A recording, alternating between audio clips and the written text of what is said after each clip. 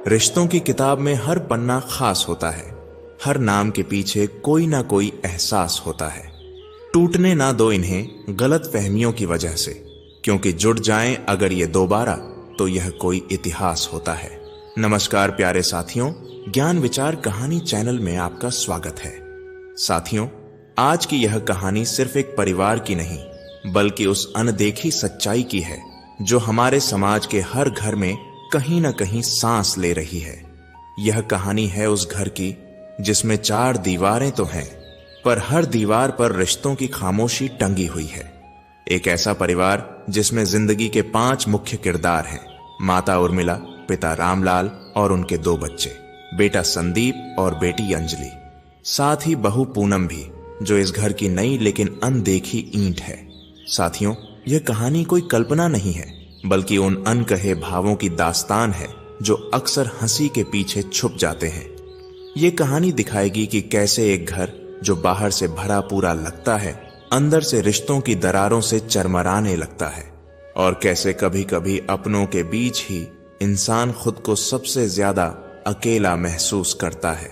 माँ उर्मिला, जो हर विषय पर अपनी राय रखती है, पर कभी किसी की भावनाओं को समझने की फुर्सत नहीं। पिता रामलाल, जो अब खुद को काम से रिटायर मान चुके हैं, लेकिन पत्नी की बातों में उलझकर बेटे की जिम्मेदारियों से भी आंख चुराने लगे हैं। बेटा संदीप, जो सबका बोझ उठाए जा रहा है, लेकिन उसकी थकान को कोई नहीं देखता। बहू पूनम, जो घर और बाहर दोनों मोर्चों पर खड़ी है, पर उसका अस्तित्व सबके लिए बस फ्री की मेड जितना है। और अंजलि, सपनों की रानी, जो सिर्फ लेना जानती है, देना नहीं। तो आइए प्यारे साथियों, इस कहानी के माध्यम से हम सब मिलकर समझने की कोशिश करें कि प्यार, सम्मान और समझदारी की कीमत क्या होती है, और क्यों किसी एक की चुप्पी पूरे घर को खामोश कर सकती है। उर्मिला एक आम गृहिणी है, लेकिन खासियत यह कि घर हो या बाहर, हर मसले पर बोलना उनकी आदत है, चाहे उन्हें उस विषय की समझ हो या ना हो। रामलाल, जो अब ज्यादातर घर में ही रहते हैं। जब से संदीप ने नौकरी शुरू की है, उन्होंने अपनी सारी जिम्मेदारियां छोड़ दी हैं और अब ज्यादातर पत्नी की बातों में डूबे रहते हैं। यह परिवार एक सुंदर और बड़ा 4 BHK फ्लैट में रहता है। बेटा संदीप 26-27 साल का एक स्मार्ट हैंडसम युवक है, घर का सबसे प्यारा, सबका लाडला। एक प्राइवेट कंपनी में काम करता है, जहां से उसे 30,000 रुपए की सैलरी मिलती है। लेकिन यह लाडला तभी तक है जब तक वह घर की हर जरूरत, हर मांग पूरी करता रहे। संदीप की पत्नी पूनम, जो एकदम सीरियल की बहू जैसी लगती है, घर भी संभालती है और साथ ही बाहर नौकरी भी करती है। लेकिन दुख इस बात का है कि घर में उसकी अहमियत 10 रुपए से ज्यादा नहीं, और वो भी सिर्फ इसलिए कि वह फ्री में घर का हर काम कर देती है, और ऊपर से बाहर जाकर नौकरी कर 4 पैसे घर में भी लाती है। पूनम एक प्राइवेट स्कूल में टीचर है और 12,000 रुपए सैलरी में घर चलाने और निभाने की पूरी कोशिश करती है। वहीं अंजलि 24 साल की एक बेहद खूबसूरत लड़की, उसकी आंखें बड़ी बड़ी हैं और सपने उससे भी बड़े। वह कॉलेज में पढ़ती है और अपने मम्मी पापा की दुलारी है। अंजलि को हर वह चीज चाहिए जो किसी सामान्य मिडिल क्लास लड़की के लिए सपना ही हो सकता है, पर उसे वह चीज मिलनी ही चाहिए। कैसे और कहां से, यह चिंता उसकी नहीं है। यह जिम्मेदारी मम्मी पापा की हो या फिर संदीप की, बस चीज चाहिए तो चाहिए। उर्मिला पूजा घर में बैठी है। बहू, सुबह के 6 बज गए हैं तो अपने पापा जी को चाय दे दे, वरना सुबह सुबह फिर से शुरू हो जाएंगे। किचन में नाश्ता रेडी करती पूनम, जी मम्मी जी, अभी देती हूं चाय, कप में डालकर ट्रे में रखते हुए हॉल में जाकर, पापा जी चाय, रामलाल जी, बहू वो मुझे मेरा चश्मा भी पकड़ा दो। सामने ही टेबल पर चाय रखते हुए पूनम ने चश्मा उठाकर आगे बढ़ाते हुए, लीजिए पापा जी। पूनम आगे बढ़ते हुए दरवाजे से न्यूज़पेपर उठाकर, पापा जी लीजिए न्यूज़पेपर। पूनम फिर से किचन में काम करने लगी और नाश्ता बनाते बनाते कब 7 बज गए पता ही नहीं चला। पूनम ने अपने दोनों हाथों को इतनी गति दी थी कि 2 लोगों का काम अकेले करने लगी और वहीं खड़े खड़े अपना नाश्ता किया। वह अक्सर रसोई में ही फटाफट नाश्ता करती थी, कई बार संदीप ने भी देखा था कि वह अक्सर जल्दी के चक्कर में अपना नाश्ता किए बिना ही निकल जाती है। पूनम के लिए यह एक अच्छी बात थी इस घर में कि संदीप से अरेंज मैरिज होने के बावजूद संदीप पूरी ईमानदारी से अपना रिश्ता निभाता है, और यही एक वजह है पूनम के चुप रहने की भी। उर्मिला जी बोली, उठ जा अंजलि, 8 बज चुके, फिर तुझे कॉलेज भी जाना है मेरे बच्चे। और हाँ, कल तेरा बर्थडे है, तो बता तुझे क्या गिफ्ट चाहिए। अंजलि ने अपनी बड़ी बड़ी आंखें खोलते हुए, मम्मा मुझे आईफोन का टॉप मॉडल चाहिए, क्योंकि मेरी सारी फ्रेंड्स के पास महंगे फोन हैं। अब आप ही बताओ उनको देखकर मुझे कैसा लगता होगा। उर्मिला जी बोली, चल ठीक है, शाम को करती हूं संदीप से बात, अभी उठ और जाकर नाश्ता कर ले, टेबल पर लगा दिया है। अंजलि ने कहा, ओके मम्मी। पूरा दिन इसी तरह बीत गया। शाम को चाय पीते हुए उर्मिला ने चाय का कप रामलाल की ओर बढ़ाते हुए, देखिए जी, अंजलि के बर्थडे पर आईफोन तो देना ही पड़ेगा, और मैं सोच रही हूं इस बार पार्टी घर में ना करके बाहर होटल में ही कर लेते हैं, क्योंकि घर पर तामझाम करना मुझको तो अच्छा नहीं लगता, और उसकी सहेलियां भी तो आएंगी, कुछ तो हमारी भी इज्जत बढ़नी चाहिए। रामलाल जी उर्मिला की ताल में ताल मिलाते हुए, हाँ हाँ बिल्कुल, वैसे भी बेटियां तो हर किसी के नसीब में नहीं होती, और कहते हैं बेटियों की किस्मत से ही घर चलता है। बेटों का क्या है, वह तो शादी होते ही बेगाने हो जाते हैं। हम पर भगवान की कृपा है कि हमारे पास लक्ष्मी जी का आशीर्वाद अंजलि के रूप में है। पूनम घर आते ही चाय का कप पीकर किचन में काम करने लग गई, क्योंकि ना तो उसको किसी की बात की परवाह थी, घर में क्या हो रहा है क्या नहीं, क्योंकि उसकी बात ना किसी ने सुननी थी, ना ही उससे कोई राय लेने वाला था। तो उसने खुद को इन बातों में उलझाने की बजाय खुद को काम में व्यस्त रखना ही अच्छा समझा था। इसलिए एमबीए करने के बाद भी छोटे से स्कूल में जॉब कर रही थी, क्योंकि उसे जहां जॉब के ऑफर मिल रहे थे वह काफी दूर थे, और संदीप और घर की जिम्मेदारी के कारण वह बेंगलुरु या नोएडा में जॉब नहीं कर सकती थी, और डिनर की तैयारी में लगी रही बिना किसी तर्क वितर्क के। संदीप को दरवाजे पर आता देख पूनम का चेहरा खुशी से चमक गया और किचन से नींबू पानी का गिलास लेकर बाहर आ गई। उर्मिला जी बोली, अरे बहू, तुम वो नींबू पानी पैकेट वाली क्यों नहीं बना लेती? उसमें चीनी भी नहीं डालनी पड़ती और पीने में भी अधिक स्वाद लगता है। वैसे भी गर्मी के मौसम में नींबू की कीमत आसमान छूने लगती है। उर्मिला ने अपना तर्क सामने रखते हुए कहा। पूनम ने हल्का सा सिर हिलाते हुए जी, और गिलास को संदीप के आगे करते हुए, लीजिए। उर्मिला फिर से, पूनम जाकर रसोई में अंजलि के लिए सलाद की प्लेट तैयार कर दे, क्योंकि वह खाना तो नाम मात्र ही खाती है। संदीप वहीं हॉल में सोफे पर बैठ गया। रामलाल जी बोले, और बेटा कैसा रहा आज का दिन? संदीप ने गिलास को मुंह लगाते हुए, जी ठीक था। रामलाल ने एक सरसरी सी नजर उर्मिला पर डाली। उर्मिला ने बात आगे बढ़ाते हुए, संदीप 2 दिन बाद तुम्हारी छोटी बहन का बर्थडे है, तो तुम और पूनम अपनी तरफ से क्या गिफ्ट दोगे? संदीप ने गिलास टेबल पर वापस रखते हुए अपनी जेब से 5,000 रुपये निकालकर आगे बढ़ाते हुए कहा, मां, अंजलि खुद ही ले लेगी जो उसे पसंद है। संदीप मन ही मन सोच रहा था, ये पैसे तो मैंने पूनम के लिए एक जोड़ी पायल के लिए कई महीनों तक बचत करने के बाद बचा कर रखे थे। चलो, अंजलि की खुशी भी जरूरी है।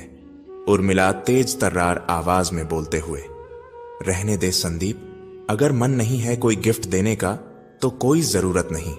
आखिर अब तो तुम अपने पैसे बीवी पर ही उड़ाओगे, क्यों जी? रामलाल की ओर देखते हुए, और वैसे भी अंजलि तो पैसे लेने वाली नहीं है। मैंने सोचा था कि चलो, घर में एक ही बेटी है, न जाने आगे ससुराल कैसा मिले, इसलिए सोचा था छोटी छोटी खुशियों से उसका दामन भर दे। पर चलो जी, उसकी तो किस्मत में ही नहीं है ये सब। संदीप बोला, मम्मी आप क्या चाहती हो, साफ साफ बताओ। उर्मिला बोली, बेटा वो मैं और तेरे पापा इस बार उसको आईफोन देना चाहते हैं और सोच रहे हैं कि छोटी सी पार्टी किसी भी होटल में दे दें। संदीप ने फिर से अपनी बात रखते हुए कहा, मां, फोन ही चाहिए तो कोई भी एंड्रॉयड फोन दे देते हैं। रामलाल जी बीच में ही, रहने दे फिर। संदीप ने एक नजर चारों ओर घुमाई और अपनी बात आगे रखते हुए कहा, पापा, अभी मेरी सैलरी में से बाइक की भी इंस्टॉलमेंट कटती है और आईफोन टॉप मॉडल रुपये 92,000 का है और पार्टी में भी कम से कम रुपये 20 से 25,000 खर्च हो जाएंगे। तो आप ये बताइए कि ये सब कैसे पॉसिबल होगा। संदीप ने अपना मोबाइल आईफोन 7 आगे करते हुए कहा, पापा, अगर अंजलि को आईफोन ही चाहिए तो ये ले लेगी, मैं कोई भी ले लूंगा क्योंकि फोन तो फोन है। रामलाल जी बोले, हां भाई, वो हमारी बेटी है तो तुम क्यों करोगे उसके लिए कुछ? वो क्यों लेगी तुम्हारा पुराना मोबाइल? कल को तुम्हारी बीवी के उल्हाने सुनने के लिए कि अपनी खुशी के लिए तुमसे मोबाइल छीन लिया। इधर पूनम किचन में खड़ी सोच में डूबी हुई थी। जिस घर में एक गिलास नींबू पानी महंगा लगता है बेटे के लिए, उसी घर में बेटी के लिए 1 लाख रुपए सिर्फ छोटी सी खुशी है। कुछ सोचते हुए पूनम किचन से बाहर आई और वहां का गर्म माहौल देखते हुए, संदीप, आप अंजलि को आईफोन इंस्टॉलमेंट में लेकर दे दीजिए और हां, पार्टी में जो भी लगेगा वह मेरी 2-3 महीने की सैलरी से मैनेज हो जाएगा। मैं अपनी सैलरी एडवांस ले लूंगी। संदीप ने गुस्से से एक नजर पूनम को देखते हुए चुप हो गया, क्योंकि वह जानता था अगर इस वक्त उसने पूनम की बात काटी तो आने वाले टाइम में उसकी बीवी को जो इज्जत मिल रही है वह भी नहीं मिलेगी। संदीप ने हामी भरकर गुस्से में अपने कमरे में चला गया, लेकिन दिमाग में बस यही बात घूम रही थी कि क्यों कोई भी आज उसकी बात नहीं समझ रहा कि आने वाले वक्त में कम से कम थोड़ी बहुत तो सेविंग होनी चाहिए। दिखावे से बढ़कर भी जिंदगी होती है और कल को अंजलि की शादी भी करनी है, तो कोई क्यों नहीं समझता मेरी बात को कि कल अगर उसके मनमाफिक घर परिवार नहीं मिला तो तालमेल बिठाना मुश्किल हो जाएगा अंजलि के लिए। सोचते हुए अपने बेड पर लेट गया। तभी वहां पूनम को आता देख संदीप ने अपना मुंह फेर कर दूसरी दिशा में घुमा दिया। पूनम दूर से ही, क्या बात है संदीप, आप नाराज हो? संदीप ने एक नजर दरवाजे की ओर डाली जहां पूनम अपने हाथों को बांधे खड़ी थी।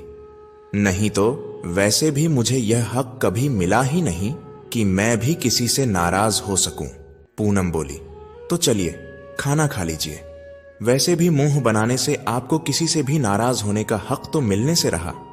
संदीप बोला, पूनम, तुम समझती नहीं हो, घर का खर्च पहले से ही मुश्किल से चलता है और मुझे ये दिखावे के लिए उधार की जिंदगी जीना पसंद नहीं। जानती हूं संदीप, पर घर की शांति भी जरूरी है और आप चिंता मत कीजिए, सब ठीक हो जाएगा। एक फोन की ही तो बात है, वह भी तो अपने बड़े भाई से कुछ उम्मीद रखती होगी ना। संदीप पूनम की बात सुनकर, अच्छा, तो तुम्हारी क्या उम्मीद है मुझसे?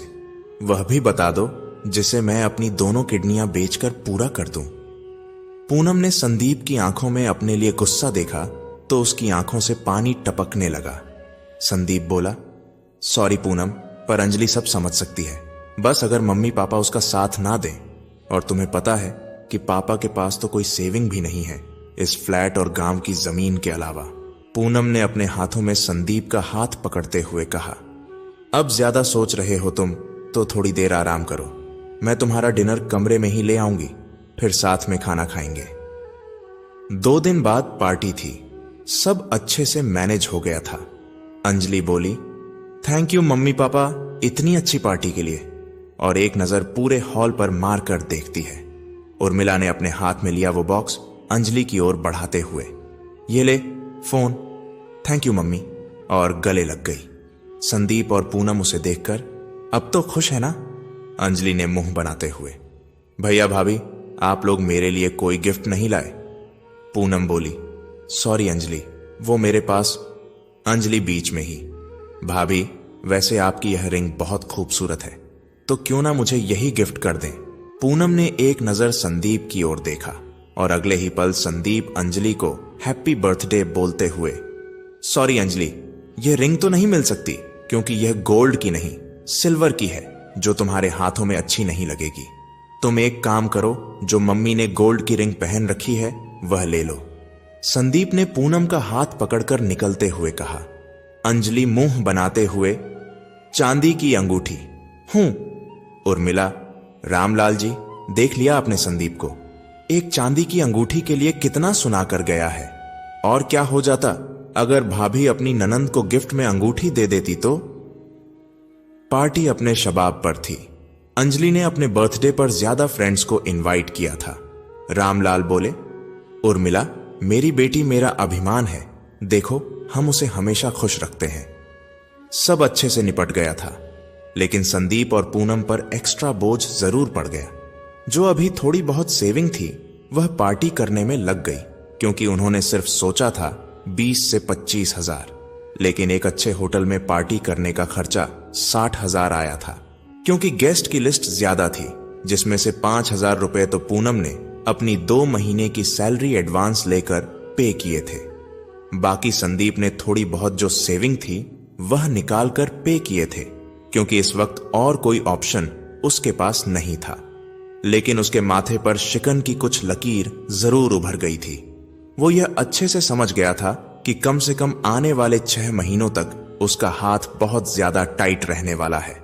अगले दिन उसने यह बात पूनम को भी समझा दी थी कि इस पूरे साल भर में तुम्हें केवल करवा चौथ के अलावा कोई सामान नहीं लाना है, और जितना हो सके उतनी मुट्ठी बंद करके चलना पड़ेगा। पूनम ने मुस्कुराते हुए कहा, कोई बात नहीं, अभी तुम ज्यादा ना सोचो, और मेरा तो तुमको पता ही है संदीप, ज्यादा खर्चा होता ही नहीं, ज्यादा से ज्यादा 1000 या 1500 खर्च होते हैं। संदीप, हो सके तो इसे भी कम करने की कोशिश करो। बिल्कुल संदीप, उसे भी कम करने की कोशिश की जाएगी। पूनम ने बुझे मन से बोल तो दिया, लेकिन अंदर ही अंदर तड़प उठी, क्योंकि शादी के बाद उसके भी कुछ अरमान थे जिन्हें वह पूरा करना चाहती थी। लेकिन धीरे धीरे हर वो चाह उसके अंदर ही दबती चली जा रही थी। लेकिन आज पहली बार उसके मन में एक अजीब सी आहट निकली। उसे भी उसने अपने अंदर कुछ सोचते हुए दबा लिया। संदीप के चेहरे की ओर देखते हुए नम आंखों से वह चुप सी होकर हल्का मुस्कुरा दी। सब मैनेज हो जाएगा। इधर संदीप की आंखों में भी हल्की नमी आ गई थी, क्योंकि उसने शादी के 2 साल होने पर भी आज तक पूनम के लिए कोई खास तोहफा तक नहीं लिया था, और उसकी जरूरत में भी उसे कटौती करने को बोल रहा था, जबकि वह खुद पूरा दिन मेहनत करती थी। संदीप ने पूनम को देखते हुए अपनी आंखें बंद कर लीं। इन बंद आंखों ने पूनम के दिल में अजीब सी हलचल पैदा कर दी, जैसे संदीप के अंदर भी आज कुछ टूटा हो। कुछ दिन यूं ही बीत गए। घर में राशन के सामान में कटौती होने लगी। पूनम भी अपना मन मारकर 500 रुपए ही अपने ऊपर खर्च करती, वह भी अगर जरूरत हो, वरना नहीं। शुरू के 2 महीने तो बड़ी मुश्किल से निकले, क्योंकि इस बीच पूनम की भी सैलरी नहीं आने वाली थी। 4 महीने निकलते निकलते काफी हद तक सब ठीक होने लगा था। लेकिन आज का दिन जहां खुशी का था, वहीं पूनम और संदीप के लिए थोड़ी गमी भी शामिल होने वाली थी इस खुशी में, जिससे पूनम के मन में थोड़ी कड़वाहट जरूर आएगी। पूनम ही क्यों, कोई भी लड़की होती तो यह कड़वाहट आना लाजमी है। संदीप की नींद आधी रात में खुली तो देखा पूनम बेड पर नहीं है। उसने रूम की लाइट ऑन कर अपनी नजरें इधर उधर दौड़ाई तो पूनम उसे वॉशरूम में नजर आई। वह वहां वोमिट करके वापस रूम में आ रही थी। संदीप बेड से खड़े होते हुए बोला, क्या हुआ पूनम, तबीयत को? पूनम हल्का सा मुस्कुराते हुए, कुछ नहीं, आप खुद समझदार हो तो इशारा है इसका। संदीप बेख्याल सा, पूनम, यहां तुम्हारी तबीयत ठीक नहीं है और तुम हो कि केबीसी खेल रही हो मेरे साथ। पूनम ने मुस्कुराते हुए एक स्ट्रिप संदीप के सामने रखते हुए, जिसमें कुछ लाइनें बनी हुई थीं। संदीप ने पूनम को वापस बेड पर बैठाकर पूछा, पूनम, यह सच है क्या? पूनम ने अपनी नजरें उठाई और बस गर्दन को हल्का हिला दिया। हां Sandeep, thank you Poonam, I love you Poonam. मुझे इतनी बड़ी खुशी देने के लिए तुम्हें मैं कल ही डॉक्टर के पास ले चलूंगा, और हां, पूरा ख्याल रखना होगा। संदीप ने पूनम का हाथ अपने हाथ में पकड़कर कहा, सुबह ही मम्मी पापा को बता दूंगा कि वह दादा दादी बनने वाले हैं। अभी तुम सो जाओ पूनम। संदीप बोलकर फिर से सो गया। सुबह आंख खुली तो उर्मिला जी की आवाजें सुन रही थीं। कितनी आलसी लड़की है जो 7 बजाने को आए और अभी तक नहीं उठी। संदीप ने पूनम पर एक नजर डाली और फ्रेश होने के लिए चला गया। थोड़ी देर बाद ऑफिस के लिए निकलना था तो स्कूल में कॉल करके बोल दिया था कि आज पूनम नहीं आएगी, और यह कहकर बाहर निकल गया। आज 2 साल में पहली बार उसे किचन में जाकर खुद के लिए चाय और ब्रेड लेने पड़े थे। फिर भी संदीप के चेहरे पर खुशी थी। वह चुपचाप ब्रेड खाकर रेडी हुआ और जल्दी से रामलाल के रूम में चला गया। रामलाल जी मुंह बनाते हुए, क्या बात है संदीप, आज सुबह सुबह ही तुम्हारे दर्शन हो गए। इधर उर्मिला जी हाथ में चाय और बिस्किट की ट्रे लिए आईं, थोड़ा सख्त लहजे में। संदीप, क्या हुआ, आज बहू अब तक नहीं उठी, जबकि उसे स्कूल भी जाना है, पर लगता नहीं आज हमें नाश्ता मिलने वाला है। महारानी बिना बात के अब तक सो रही है। संदीप बोला, मम्मी, कल पूरी रात उसे नींद नहीं आई, इसलिए सो रही है, और आज तो शनिवार है, तो आप और अंजलि मिलकर नाश्ता बना लीजिए। मैं थोड़ी देर में पूनम को लेकर डॉक्टर के पास जा रहा हूं, इसलिए थोड़ी देर बाद ऑफिस से आ जाऊंगा। संदीप ने अपनी बात को पूरा करते हुए कहा। उर्मिला के चेहरे पर मिले जुले भाव थे। कोई उन्हें देखकर बता ही नहीं सकता था कि वह खुश हैं या नहीं। अंजलि ने जब यह बात सुनी, वह जरूर खुश हुई एक बार, क्योंकि आखिर आज पहली बार बुआ जो बनने वाली थी, उसने ही आज अपनी मम्मी को समझाते हुए कहा, मम्मी, क्या हुआ, अगर एक दिन आप नाश्ता बना लोगी। वैसे भी मैं भाभी के हाथ का खाना खाकर बोर हो चुकी हूं। हर रोज वही टेस्ट आता है जो आपके हाथों के स्वाद से बिल्कुल अलग है। अंजलि की बात सुन उर्मिला जी चने के झाड़ पर तो चढ़ गईं, लेकिन शाम होते होते घर का सारा काम करने में उनकी कमर दर्द करने लगी, क्योंकि अंजलि ने कभी रसोई में काम किया ही नहीं था, ना ही उर्मिला जी उससे कुछ करवाना चाहती थीं।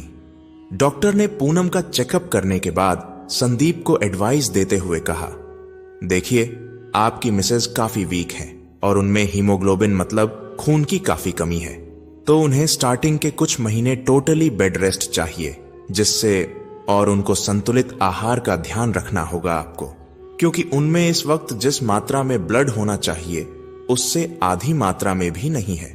ये कुछ मेडिसिन मैं आपको लिख दे रहा हूं, बाकी डाइट आपको दूसरे कैबिन में बैठी नर्स समझा देगी।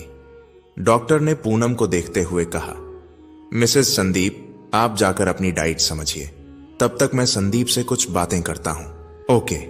पूनम जैसे ही कैबिन से बाहर निकली, वैसे ही डॉक्टर ने संदीप की ओर देखते हुए कहा, देखिए सर, आपकी वाइफ इस वक्त काफी कमजोर है, तो उन पर फिजिकली और मेंटली किसी भी तरह का प्रेशर नहीं पड़ना चाहिए।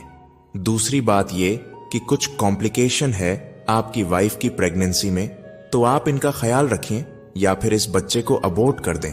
वैसे मेरी नजर में तो सेकंड ऑप्शन ठीक है, क्योंकि बहुत ज्यादा केयर की जरूरत है इनको। संदीप की आंखें बंद हो गईं। उसने कुछ सोचते हुए कहा, सर, पूनम को तो कोई खतरा नहीं है। डॉक्टर बोले, नहीं सर, और बच्चे को भी तभी प्रॉब्लम होगी जब आप प्रॉपर उनकी देखभाल नहीं कर सके। वैसे अभी तो स्टार्टिंग है, बाकी आपके पास सोचने के लिए वक्त है। संदीप भारी मन और आंखों से कैबिन के बाहर आ गया। जैसे ही पूनम और संदीप घर आए, वैसे ही उन दोनों का दिमाग और दिल दोनों बेचैन हो गए। पूरे घर में जैसे सुबह थी वैसे अभी भी पड़ा था। अभी तक डस्टिंग तक नहीं हुई थी। किचन का हाल तो उससे भी बुरा था। संदीप और पूनम के लिए आज घर में कुछ नहीं बना था। संदीप बोला, मम्मी, आपने हम दोनों के लिए खाना नहीं बनाया क्या? उर्मिला जी बोली, अरे बेटा, मुझे लगा कि तुम लोग बाहर गए हो तो खाकर ही आओगे। पूनम शांत सी संदीप की ओर देखते हुए जैसे ही किचन में गई, उसकी आंखों में आंसू आ गए, क्योंकि उनके खाने को खाना नहीं बना था, लेकिन किचन के सारे बर्तन सिंक में पड़े चिल्ला रहे थे। पूनम भारी मन से वापस बाहर आके बोली, संदीप, आपको कुछ देर वेट करना पड़ेगा चाय के लिए। संदीप ने प्रश्न चिन्ह के साथ पूनम की ओर देखा। पूनम कुछ नहीं बोली तो संदीप गुस्से में उठा और पूनम की ओर देखते हुए बोला, तुम कमरे में जाओ, और खुद गुस्से भरी नजर से उर्मिला जी को देखा। तब तक पूनम वहां से जा चुकी थी, उर्मिला जी को सारी बात बताते हुए। मम्मी, अब आप बताइए कि पूनम पर इतना बोझ डालना सही है क्या? उर्मिला जी अपनी बातों को शहद में डूबे हुए बोली, अरे संदीप, तुम बैठो, ये डॉक्टर तो ऐसे ही बोलते हैं। अब तुम तो जानते हो मुझसे तो काम नहीं होता और अंजलि को तो कुछ आता ही नहीं। वैसे भी हमें तो पूनम के ही हाथों के खाने की आदत पड़ गई है। संदीप ने हैरानी से देखा और फिर से बोला, मम्मी कल से पूनम स्कूल से रिजाइन कर देगी। उर्मिला जी बोली, तो घर का गुजारा कैसे चलेगा? तुम दोनों की सैलरी मिलाकर तो बड़ी मुश्किल से हो पाता है। अब हमारी पेंशन से तो हमारा गुजर हो ही जाता है। हम तो किसी पर बोझ नहीं हैं। संदीप की आंखें भर गईं ये सुनते ही, क्योंकि 40,000 रुपए की पेंशन में से वह कभी भी नहीं मांगता था। जो भी होता था खुद ही मैनेज करता था। वह पैसे या तो अंजलि की फालतू फालतू डिमांड को पूरा करने में लगाते थे या फिर उनके घूमने फिरने में। उसने और पूनम ने कभी भी घर में खर्च करने को तो कहा ही नहीं था, लेकिन फिर भी संदीप मन मारकर जैसे ही जाने लगा तभी उसके कानों में फिर से उर्मिला जी की तेज आवाज पड़ी, अरे ये तो तब पता चले नालायक औलाद को जब फ्लैट का किराया देना पड़े या फिर घर की रसोई का खर्चा उठाना पड़े। आज संदीप भी थोड़ा तहस में आकर बोला, मम्मी आप बोलना क्या चाहती हो? साफ साफ बता दो। उर्मिला जी गुस्से में बोली, तो सुनना चाहते हो साफ साफ तो सुनो। जब तक अंजलि की शादी नहीं हो जाती तुम बच्चा पैदा नहीं करोगे, क्योंकि इसके आते ही अंजलि की अहमियत कम हो जाएगी इस घर में, समझे तुम? संदीप को इस बात की उम्मीद तो बिल्कुल भी नहीं थी कि ऐसा होगा कभी। आखिर वह भी इसी घर का बेटा था और उसने तो हमेशा ही सुना था कि लोग बेटों को ज्यादा प्यार करते हैं। वैसे भी पूनम ने अगर जॉब छोड़ दिया तो तुम्हारी बीवी के खर्चे भी हमारे ही सिर आ जाएंगे, समझे तुम? संदीप अपनी मां के मुंह से इस तरह की बात सुनकर अवाक सा रह गया, लेकिन फिर भी उसने अपनी आखिरी दलील पेश करते हुए कहा, मम्मी मुझे नहीं लगता कि मैं इस घर का बेटा हूं। संदीप ने इतना बोला ही था कि उससे पहले ही रामलाल जी ने उसके गाल पर एक जोरदार छांटा मारते हुए कहा, बेटा जी अगर ऐसा है ना तो यही सही, पर अब तुम इस घर में रहने का रेंट दोगे और साथ में मेंटेनेंस भी। अब 4 BHK रेंट तो जानते ही हो ना क्या चल रहा है? बोलो तो बताऊं, पूरे 20,000 रुपये, समझे तुम? और हां 6 महीने का एडवांस भी। अब घर में रहोगे तो घर की साफ सफाई भी करनी पड़ेगी। संदीप आज ठगा सा रह गया, क्योंकि वह तो हमेशा ही पूरी सैलरी उर्मिला जी को पकड़ा देता था, सिर्फ अपनी जरूरत के हिसाब से कुछ रुपए रखकर। रामलाल जी ने एक बार और तेज आवाज में कहा, हां यह तो सुनते जाओ कि जो भी सैलरी तुम्हें मिलती है उस पर हमारा भी हक है। आखिर बूढ़े माँ बाप की सेवा तो करोगे ही, वरना हमको कोर्ट का दरवाजा खटखटाने में देर नहीं लगेगी। संदीप थोड़ा परेशान सा पूनम के पास अपने कमरे में चला गया। उसने ना चाहते हुए भी सारी बात पूनम को बताई। पूनम ने एक उम्मीद भरी नजर से संदीप की ओर देखते हुए कहा, ओ यह बात हुई आपकी बाहर, तो अब आप बताइए क्या चाहते हो? उसके बाद मैं आपको बताऊंगी क्या करना है क्या नहीं। अपनी पलकों को हल्का सा झपकाते हुए संदीप ने एक बार फिर पूनम को देखकर कहा, पूनम पता नहीं क्यों हो रहा है यह सब। मुझे नहीं पता था कि कभी ऐसा भी होगा, लेकिन अब तो ऐसा हो चुका है। इन बातों के बारे में सोचने का कोई फायदा नहीं। वैसे भी पापा जी चाहते हैं कि हम उनको सैलरी का कुछ हिस्सा दें, तो ठीक है ना? वैसे भी आपकी तो कंपनी का यही रूल है कि आपको अपने माता पिता को अपनी सैलरी का 20% देना होगा। तो डोंट वरी, मुझे इस बात से फर्क नहीं पड़ता, क्योंकि वह आपके माता पिता हैं और यह हमारा परिवार है। तो हमें अपना फर्ज और आपको अपने बचपन का कर्ज तो चुकाना ही चाहिए, संदीप ने कहा। पूनम तो फिर हम यह बेबी। पूनम बीच में ही बोली, आप पहले बात तो पूरी सुनिए, उसके बाद बोलना, संदीप बोला। मतलब? पूनम की आंखें नम हो गईं। आप जानते हो पिछले 1.5 साल से मैं अपने घर नहीं गई। उसकी वजह भी आप जानते हो। मेरी शादी के बाद माँ बाबूजी चल बसे और बस 2 भाभियां और भाई रह गए हैं। तो लगता है कि वह पता नहीं कैसा बिहेव करेंगे, लेकिन फिर भी उनका काफी बार फोन आ चुका है। तो कुछ दिन में सभी उलझनों से दूर उनके पास रहना चाहती हूं। इस बीच आप कोई सस्ता सा एक कमरा देख लीजिए, संदीप हैरानी से बोला। मतलब तुम मम्मी पापा से अलग रहना चाहती हो? पर मैं ऐसा नहीं कर सकता, समझ रही हो तुम? पूनम मुस्कुराते हुए बोली, हम रहना तो मैं भी नहीं चाहती हूं, लेकिन रिश्ते जहर के समान कड़वे हो जाएं। इससे अच्छा है कि थोड़ी कड़वी दवाई ले ली जाए, जिससे बुरा तो लगेगा लेकिन खुद की इज्जत और सम्मान दोनों बचे रहेंगे, और आस पड़ोस में जो थोड़ी बहुत इज्जत है वह भी बनी रहेगी। वैसे भी सारा इल्जाम मैं खुद पर ही ले लूंगी, तुम्हें इस बारे में सोचने की जरूरत नहीं। और अगर तुम रेंट पर नहीं रहना चाहते थे तो भी तुम्हारी इच्छा को पूरा दिल से मानूंगी मैं, लेकिन इस माहौल में मैं खुद भी इस बेबी को लेकर नहीं आना चाहती। जो भी हो आप बता दीजिए। पूनम ने अटकते अटकते अपनी बात पूरी की। दूसरी बात यह कि दूर रहकर हम अंजलि के लिए कोई अच्छा डिसीजन ले पाएंगे। 1 हफ्ते तक सब पहले की तरह ही चलता रहा। पूनम घर का सारा काम करती और स्कूल जाती, लेकिन अभी तक संदीप डिसाइड नहीं कर पा रहा था। बाकी सबका रवैया अभी भी जैसा का तैसा था। हाँ, रामलाल और उर्मिला ने पूनम और संदीप दोनों से बात करना जरूर बंद कर दिया था। इसी तरह लगभग 4 महीने निकल चुके थे। ना तो उर्मिला जी ने बात करना शुरू किया था, ना ही रामलाल जी ने। हाँ, कभी कभी अंजलि जरूर पूनम का हालचाल जानने के लिए उससे बात कर लेती थी या फिर जूस वगैरह दे देती थी। यही बात धीरे धीरे ही सही संदीप और पूनम के मन को छू रही थी। बेशक घर में लड़ाई अंजलि की वजह से हुई थी, लेकिन अंजलि तक अभी तक इस बात की भनक ना तो रामलाल जी ने पड़ने दी थी, ना ही पूनम ने कभी कुछ कहा था उसको।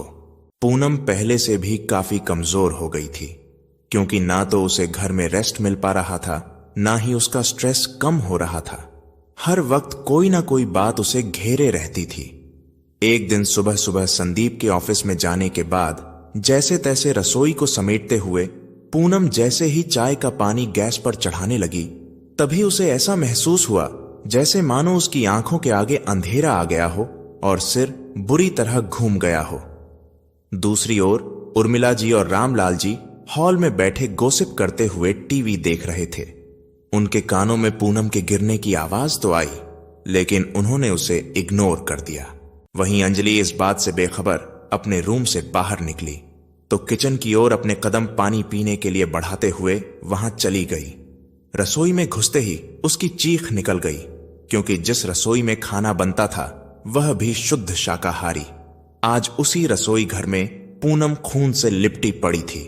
अंजलि के समझ में कुछ नहीं आया तो चीखते हुए बोली, मम्मी पापा जल्दी आओ, वो भाभी को पता नहीं क्या हुआ है। अंजलि की आंखों से पानी निकल गया। उसकी हालत को देख रामलाल बोला, जा देख तो सही क्या लग गई बहू को, जो यह अंजलि इतना चिल्ला रही है, कहीं मरवर तो नहीं गई। उर्मिला जी बोली, मेरी बला से मरे या जिए मुझे क्या, वैसे भी मैंने सब रिश्ते नाते तोड़ दिए हैं इससे। अंजलि की आवाज इतनी तेज थी कि दूसरे फ्लैट में जाती हुई ज्योति 27 से 28 साल की लड़की जो साथ वाले फ्लैट में अकेली रहती है। वैसे तो कोई उससे बात नहीं करता क्योंकि वह एकदम मुंह फट है। उसको भी सुनाई दी तो उसने ना चाहते हुए भी उनके फ्लैट की बैल बजा दी। दरवाजा खुलते ही वह अंजलि की आवाज की ओर बढ़ गई। उसकी आंखों के सामने जो नजारा इस वक्त था, उसे समझते हुए देर नहीं लगी कि क्या हुआ है, क्योंकि खाली पतीली पूनम के पेट के ऊपर पड़ी हुई थी। ज्योति बोली, अंजलि तुम अपनी भाभी को मेरे साथ फटाफट उठाओ और लिफ्ट में नीचे ले चलो। ज्योति ने बिना किसी की परवाह के बोला और अंजलि की ओर देखने लगी।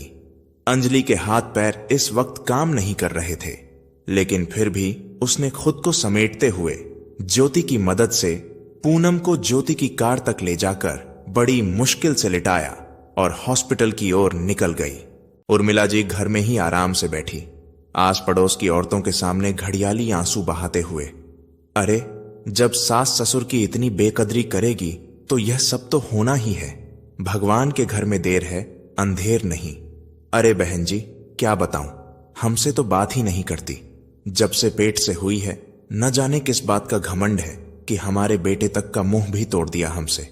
अब तो दोनों जी हमसे बात तक नहीं करते हैं। शाम होते ही दोनों अपने कमरे में घुस जाते हैं। न जाने किस बात की बेकरारी रहती है दोनों को।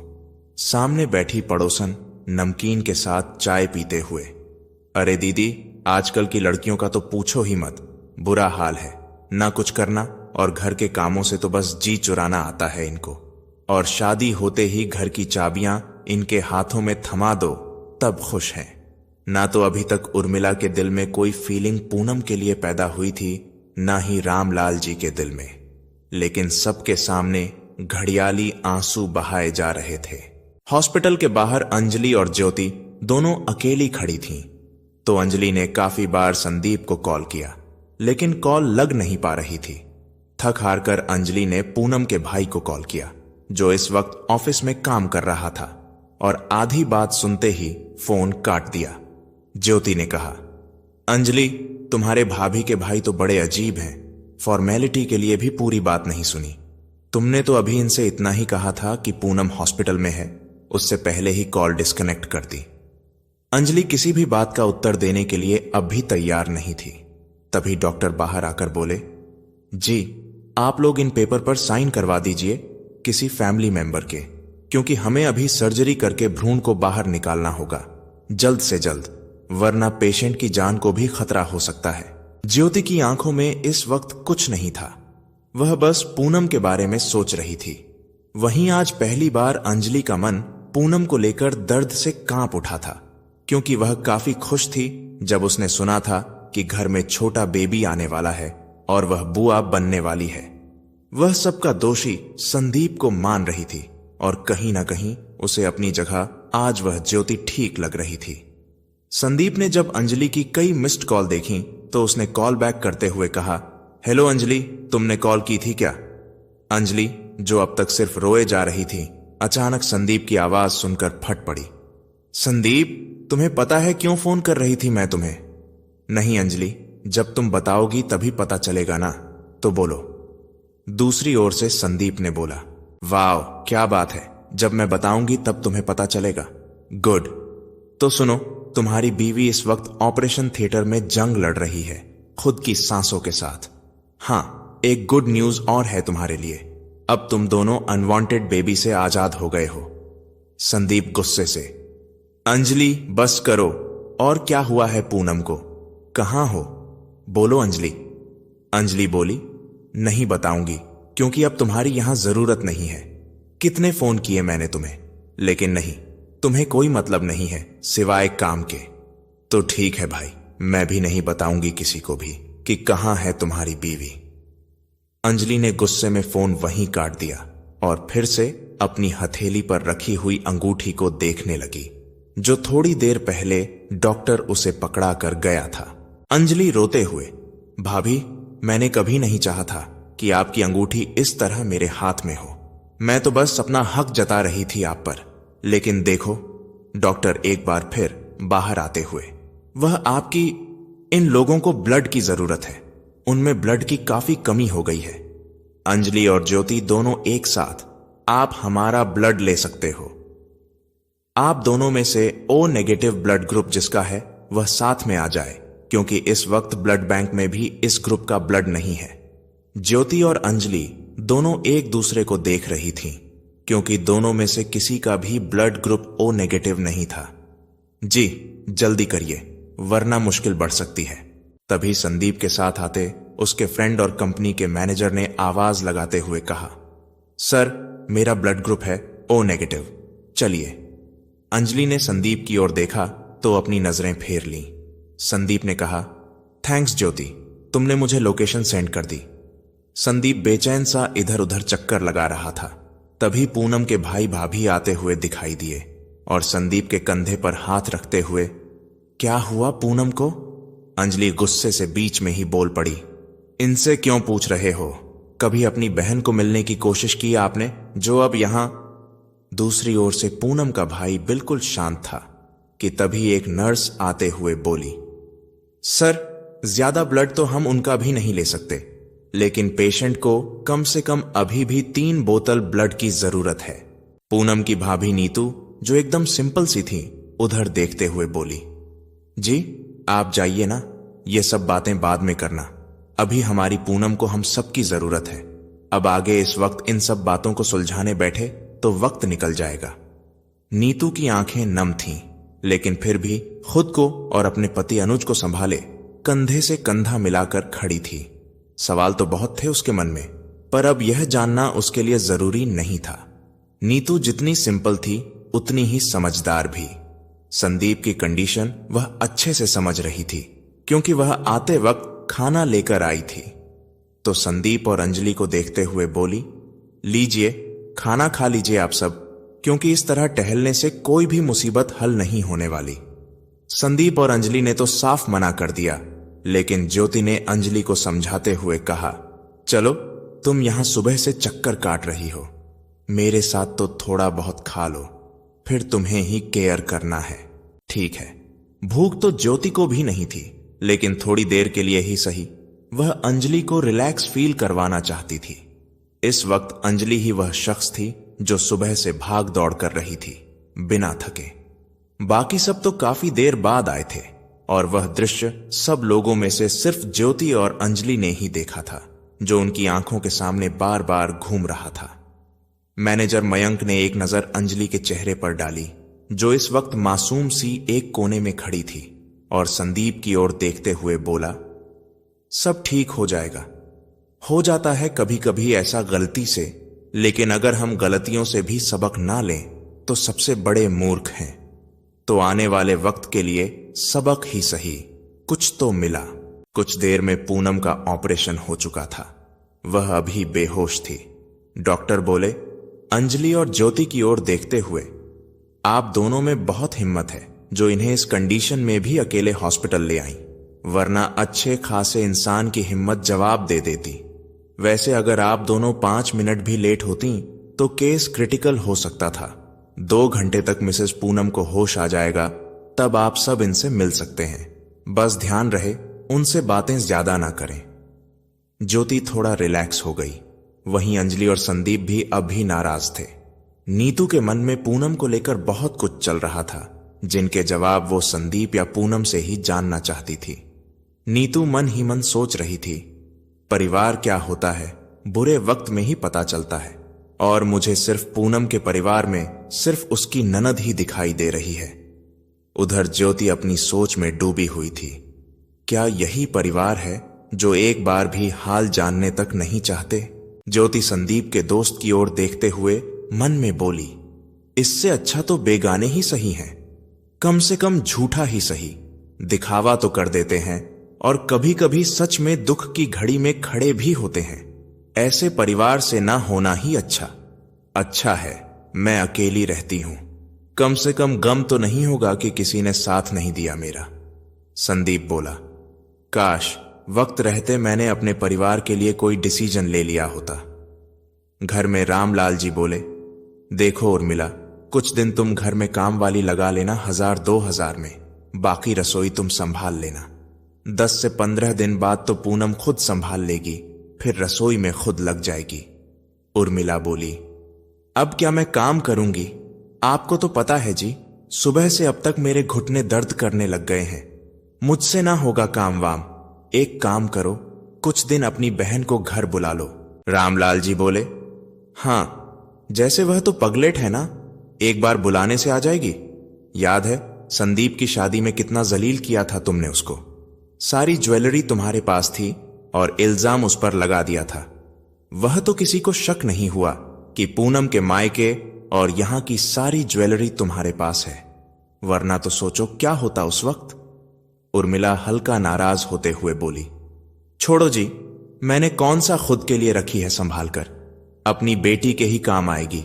और मैं तो सोचती हूं उसका ब्याह अच्छे से घर में कर देंगे और आराम से दामाद के घर में जीवन व्यतीत करेंगे, वरना संदीप के साथ रहकर तो यही जिंदगी मिलनी है जो अब तक मिलती आ रही है। दरवाजे पर खड़ी नीतू की आंखें एकदम सूख गई थीं। वह बिना किसी प्रश्न उत्तर के चुपचाप उर्मिला की ओर देखते हुए, जैसे उसने कुछ सुना ही ना हो, हाथ जोड़कर बोली, नमस्ते मौसी जी, वो मुझे पूनम का कुछ सामान चाहिए था। वह उसके कमरे की ओर बढ़ गई। 4 दिन हॉस्पिटल में यूं ही निकल गए। नीतू और अंजलि दोनों ही आज उसे अपने अपने घर लेकर जाना चाहती थीं। तो नीतू ने अंजलि की ओर देखते हुए कहा, जीजी, मुझे बस हमारी पूनम को खुश देखना है, अब वह क्या चाहती है वह आप उनसे ही पूछ लो। दूसरी ओर पूनम खुद के लिए एक बड़ा डिसीजन ले चुकी थी, जिसकी भनक अभी तक किसी को भी नहीं थी। संदीप पूनम के पास बैठकर उसे दलिया खिला रहा था और मायूस मन से बोला, पूनम, कोई बात नहीं, शायद यह बेबी हमारी दुनिया में आना ही नहीं चाहता था, इसलिए तो पहले ही कॉम्प्लिकेशन थी तुम्हारी प्रेगनेंसी में। पूनम चुपचाप बस दलिया खा रही थी। ना तो उसने कोई जवाब संदीप को दिया था, ना ही कोई सवाल अभी तक किसी से भी किया था। संदीप बोला, पूनम, हम नेक्स्ट ईयर पेरेंट्स बन जाएंगे, डोंट वरी। पूनम ने हल्के से स्माइल दी। तभी वहां आती नर्स ने उसे इंजेक्ट करते हुए कहा, सॉरी सर, आप आने वाले 5 साल तक पेरेंट्स नहीं बन पाओगे, क्योंकि आपकी वाइफ ने अभी अभी जो इंजेक्शन लिया है उससे वह कंसीव नहीं कर पाएगी 5 साल तक। संदीप ने हैरानी से पूनम की ओर देखते हुए कुछ नहीं कहा और बाहर निकल गया, क्योंकि वह हॉस्पिटल में कोई ड्रामा क्रिएट नहीं करना चाहता था। पर इस वक्त उसे पूनम पर गुस्सा बहुत आ रहा था, लेकिन दिमाग में बस यही घूम रहा था कि पूनम ने उसे बिना बताए कोई डिसीजन लिया है, जिस पर उसका भी हक था। नीतू ने संदीप की ओर देखा, जो अभी अभी वेटिंग रूम में एंटर हुआ था। संदीप, अंजलि, मैं तुम दोनों से पूरा सच जानना चाहती हूं। अंजलि बोली, मुझे ज्यादा कुछ नहीं पता भाभी, बस इतना जानती हूं कि इन दोनों की गलती की वजह से यह सब हुआ है। संदीप ने नीतू की ओर देखा और अपनी नजरें नीचे करते हुए पास पड़ी चेयर पर बैठ गया। संदीप ने नीतू को सब कुछ सच सच बता दिया कि क्या और कैसे हुआ। अंजलि यह बात सुनकर अवाक सी रह गई। वहीं नीतू की आंखें बंद हो गईं और उन सूखी आंखों से एक बार फिर आंसू निकल गए। इतना कुछ हुआ और तुमने या पूनम ने हमें कुछ भी बताना जरूरी नहीं समझा। नीतू ने गहरी सांस लेते हुए बोलना शुरू किया, संदीप की ओर देखते हुए। संदीप जी, पूनम के मां बाबूजी नहीं रहे, इसका यह मतलब तो नहीं ना कि उसका परिवार ही नहीं रहा।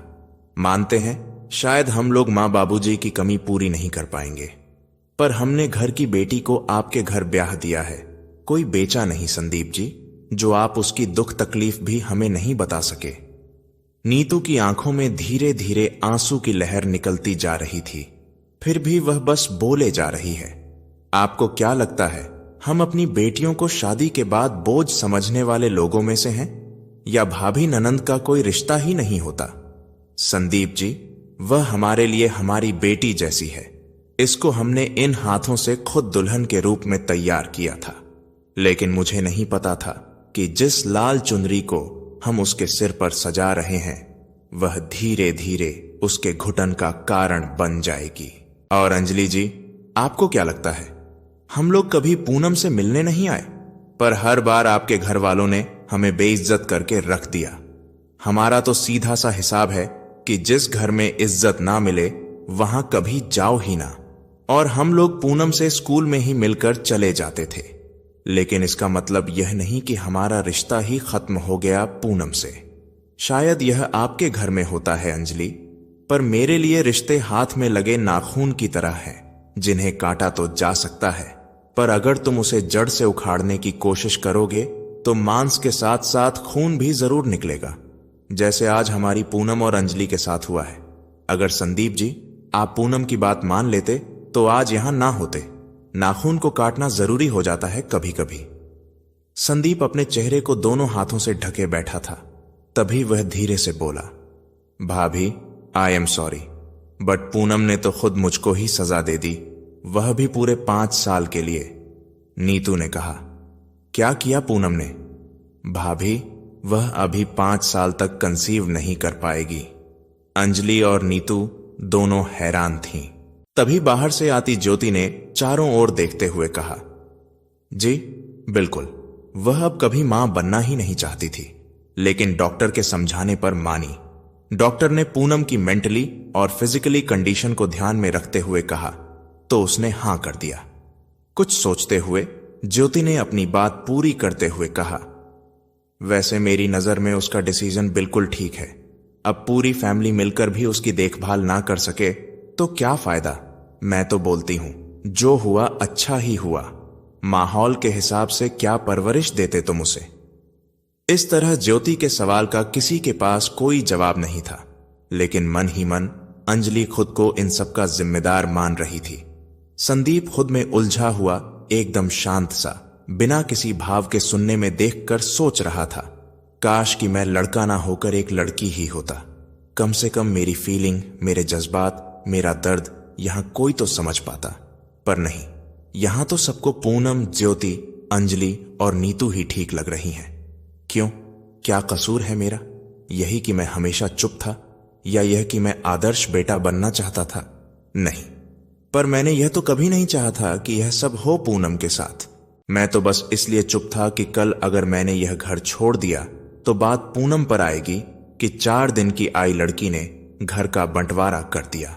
सब यही कहेंगे, इकलौता बेटा होते हुए भी मां बाप का सहारा तक ना बन सका। जानता हूं पूनम ने जो दर्द सहा है उसका कहीं ना कहीं गुनहगार मैं हूं, लेकिन मुझे नहीं पता था कि मेरा चुप रहना मेरे प्यार की निशानी को ही छीन लेगा मुझसे। अरे, जितनी खुश पूनम थी उससे ज्यादा खुश था मैं। रात भर नींद उसे नहीं आती थी तो सिर में दबाता था उसका। दिन भर ऑफिस में काम करने के बाद भी हमेशा हर काम में उसकी मदद कर रहा था। मैं खुद से क्या कहूं कि कातिल हूं मैं अपने ही। सोचते सोचते संदीप की आंखें भारी होने लगीं तो उठकर वॉशरूम की ओर बढ़ गया। मुंह पर पानी के छींटे मारते हुए उसके अनदेखे से आंसू भी उसी पानी में घुल गए। पूनम को नीतू अपने साथ घर ले गई, इसलिए नहीं कि वह उसकी केयर करना चाहती थी, बल्कि इसलिए कि नीतू चाहती थी कि पूनम अपने हक के लिए बोलना सीखे। अगर वह वक्त रहते बोलती तो कुछ हद तक संदीप भी उसका साथ देता और शायद उसकी चुप्पी का फायदा कुछ स्वार्थी लोग ना उठा पाते, जैसे उर्मिला और रामलाल ने उठाया। नीतू को यह बात पूनम की भी अच्छी नहीं लगी थी कि वह हर बात को संदीप पर छोड़ देती थी, जो उसकी सबसे बड़ी गलती नीतू को लग रही थी। कुछ महीने यूं ही निकल गए। पूनम अभी भी अपने घर थी। यहां अंजलि ने अपनी जी जान बस अपनी पढ़ाई में लगा दी और दिन रात अच्छी जॉब ढूंढने में लग गई थी। अब ना तो वह किसी से बात करती थी, ना ही कोई फरमाइश।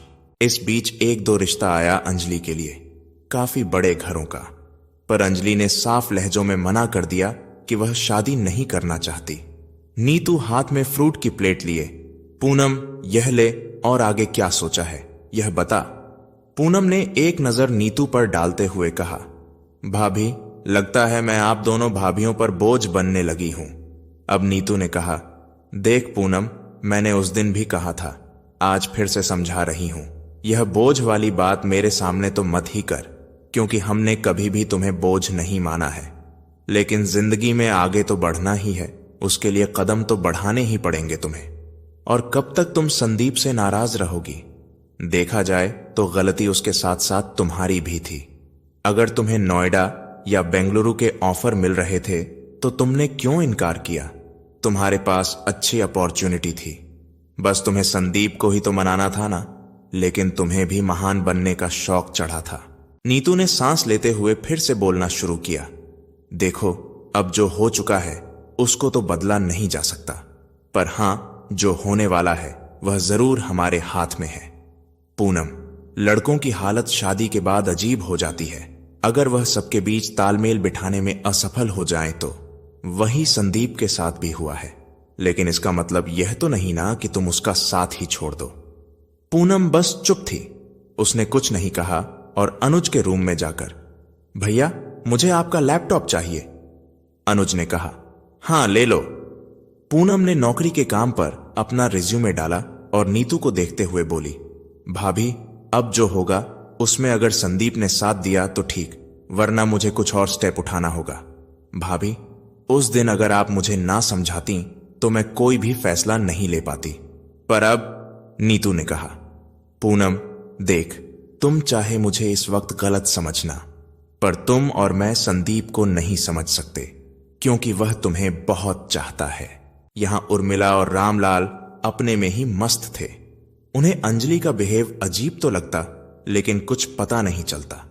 संदीप अब ऑफिस से हर तीसरे दिन छुट्टी लेकर अपने ससुराल पूनम से मिलने पहुंच जाता, जिसका नतीजा यह होता कि अब उसकी सैलरी कट कटाकर मुश्किल से 20,000 मिलती। उर्मिला और रामलाल के लिए बस यही गुस्से का कारण था। यहां एक और पूनम की सैलरी आना बंद हो गई, वहीं संदीप की भी सैलरी में कटौती हो गई थी। लेकिन उनका कहीं ना कहीं यह उम्मीद थी कि अंजलि की जॉब जल्द ही लग जाएगी और सब ठीक हो जाएगा। कुछ महीने और इसी तरह निकल गए। अब पूनम पूरी तरह से फिट थी, आखिर होती भी क्यों ना। पूरी केयर और रेस्ट जो मिला था वह भी पूरे प्यार और सम्मान के साथ। जहां उसे लगता था कि उसकी भाभियां या भाई पता नहीं कैसा बिहेव करेंगे, उसकी यह गलतफहमी अब खत्म हो गई थी। यही एक पॉजिटिव बात थी। इधर अंजलि के एग्जाम हो चुके थे तो वह आज ज्योति के घर चली गई। उस दिन के बाद दोनों में दोस्ती हो गई थी। ज्यादा गहरी तो नहीं, पर अच्छी दोस्ती हो गई थी। जब कभी अंजलि उदास होती तो चली जाती उसके पास। मयंक भी ज्योति का दोस्त बन गया था। वह भी कभी कभार ज्योति के फ्लैट पर आ जाता था। मयंक बहुत अच्छे नेचर का इंसान था, इतना ज्योति समझ चुकी थी। इसी तरह धीरे धीरे वक्त अपनी रफ्तार पकड़ रहा था। सबके गिले शिकवे शिकायतें सबकी सब अभी भी वहीं थीं, जहां 6 महीने पहले शुरू हुई थीं। जहां चुलबुली और जिद्दी सी अंजलि शांत हो गई थी, वहीं शांत सा संदीप हर वक्त गुस्से में भरा रहता। पूनम ने अपने डिसीजन लेना शुरू कर दिया था। उर्मिला और रामलाल अब बस अंजलि की शादी करना चाहते थे, या फिर वह लोग चाहते थे कि एक अच्छी नौकरी अंजलि कर ले, जिससे वह आरामदायक जीवन व्यतीत करे। कुछ महीने और इसी तरह बीत गए। संडे था तो संदीप सुबह सुबह पूनम से मिलने उसके घर चला गया। नीतू ने संदीप को आज काफी दिनों बाद देखा तो वह पहले से काफी कमजोर हो गया था। ना चेहरे पर पहले जैसी रौनक थी, ना कोई मुस्कान। बस एक हल्की सी उदासी और मायूसी उसके चेहरे पर फैली हुई थी। नीतू ने उसकी ओर देखकर सोफे पर बैठते हुए कहा, क्या बात है संदीप? कोई बात है जो तुम्हें परेशान कर रही है? संदीप ने नीतू की ओर देखा पर कोई जवाब नहीं दिया। तो नीतू अपनी ही बात को इग्नोर करते हुए बोली, मैं अभी आपके लिए चाय नाश्ता लेकर आती हूं, तब तक मैं पूनम को भेजती हूं। दूसरी ओर अंजलि को आज मल्टीनेशनल कंपनी में ज्वाइनिंग लेटर मिल चुका था और उसी सेम कंपनी का ज्वाइनिंग लेटर पूनम के पास था। दोनों ने ही नेक्स्ट मंथ में सेम पोस्ट पर सेम डे ज्वाइन करना था। लेकिन इस चीज का ना तो पूनम को कोई फर्क पड़ने वाला था, ना ही अंजलि को। लेकिन कंपनी इसी शहर में थी। पूनम ने अपना लेटर संदीप को दिखाते हुए कहा, देखो संदीप, या तो आप नोएडा की ही किसी कंपनी में ज्वाइन कर लीजिए या फिर मैं अकेली ही नोएडा में रह लूंगी। पूनम ने सीधी और स्पष्ट रूप से अपनी बात रखते हुए कहा। संदीप कुछ बोलने ही वाला था कि इसी बीच नीतू नाश्ता लेकर आते हुए बोली, संदीप जी, बातें बाद में करना, पहले आप नाश्ता कीजिए। चाय का कप उनकी ओर बढ़ाते हुए कहा तो संदीप बोला, भाभी, मैंने नाश्ता करना बंद कर दिया है। नीतू और पूनम दोनों ही हैरान थीं, क्योंकि संदीप को हमेशा से ही हैवी नाश्ता पसंद था। वह कभी भी बिना नाश्ता किए रह नहीं पाता था। पहली बार जब पूनम ने संदीप को ध्यान से देखा तो संदीप पहले से बिल्कुल अलग लग रहा था। ना आंखों में कोई भाव था, ना ही चेहरे पर। बस सामने बैठा एक ऐसा इंसान लग रहा था जो इस वक्त बस अपनी जिंदगी में अकेला पड़ गया था। जहां पूनम के साथ उसका पूरा परिवार खड़ा था हर फैसले में, वहीं संदीप एकदम अकेला पड़ चुका था, क्योंकि परिवार का कोई भी सदस्य उसके साथ नहीं खड़ा था। जिससे वह प्यार करता था वह भी आज उसे सजा सुनाकर अपने घर में बैठी थी। पूनम की आंखें भर आईं। आखिर प्यार तो था ही दोनों में। नीतू ने जब उन दोनों को देखा तो वह चुपके से वहां से उठकर रसोई में चली गई। पूनम नाश्ते की प्लेट उठाकर संदीप के बिल्कुल नजदीक जा बैठी। कुछ सोचते हुए बोली, संदीप, आज तो खा लीजिए। और यह सब क्या है? ऐसा भी कोई करता है क्या जो आपने अपना यह हाल बना लिया है? संदीप ने पूनम की ओर देखा और बिना कोई जवाब दिए फिर से मना करते हुए बोला, आज तो तुम खिला दोगी, कल क्या? वैसे छोड़ो इन सारी बातों को, मेरे साथ चलो, आज मैं तुम्हें लंच पर ले चलता हूं। आज पहली बार संदीप ने पूनम को लंच पर ले जाने की बात कही थी, क्योंकि वह हमेशा ही पूनम से कहता था, मुझे होटल का खाना पसंद नहीं है। पूनम बोली, पर आपको तो होटल का खाना पसंद नहीं है? संदीप ने एक नजर उस पर डाली, बिना कुछ कहे।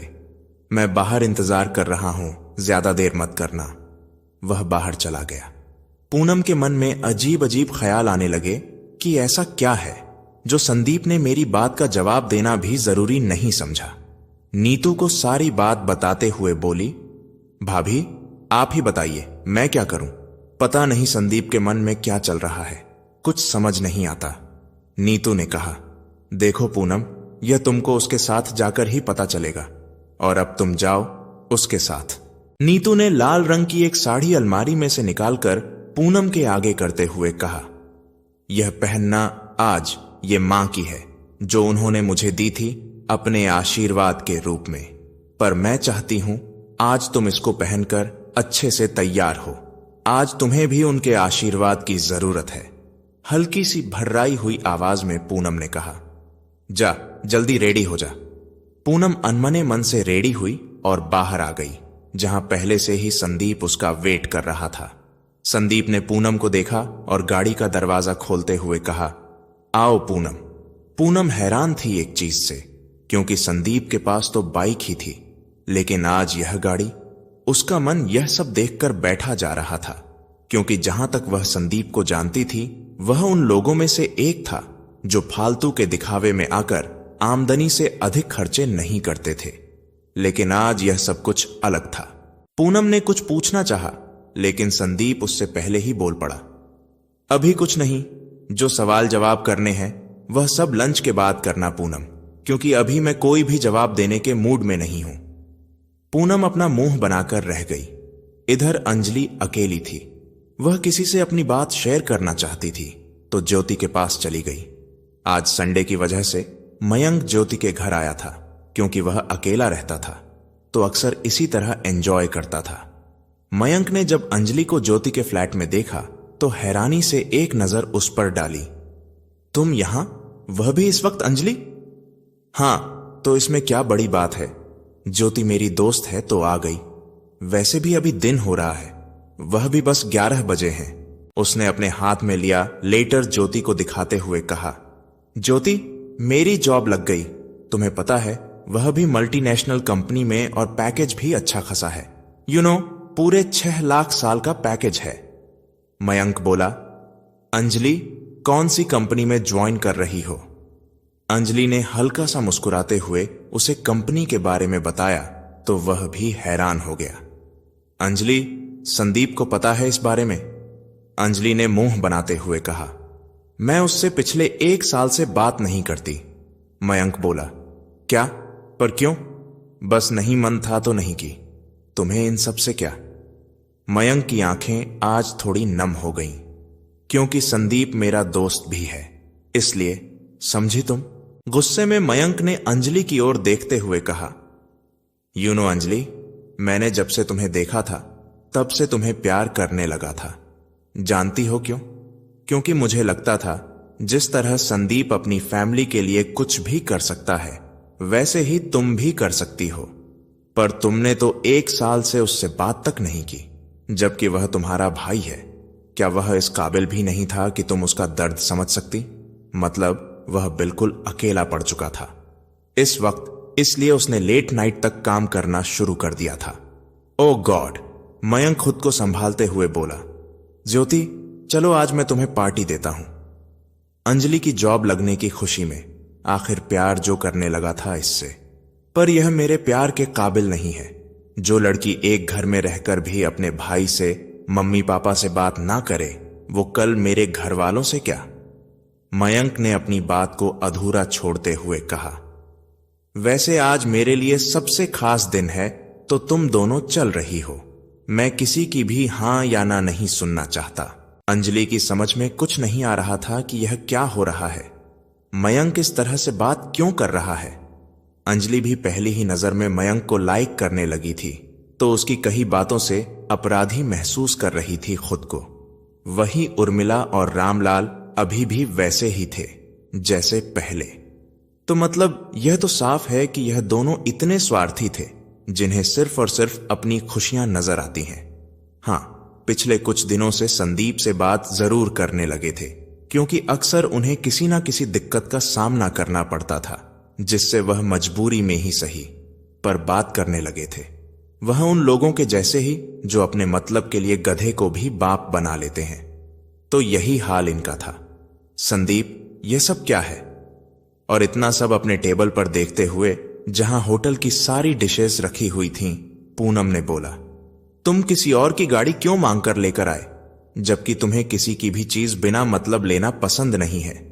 तो बोलो संदीप, ऐसा भी क्या है जो तुम यह बचकानी हरकतें कर रहे हो?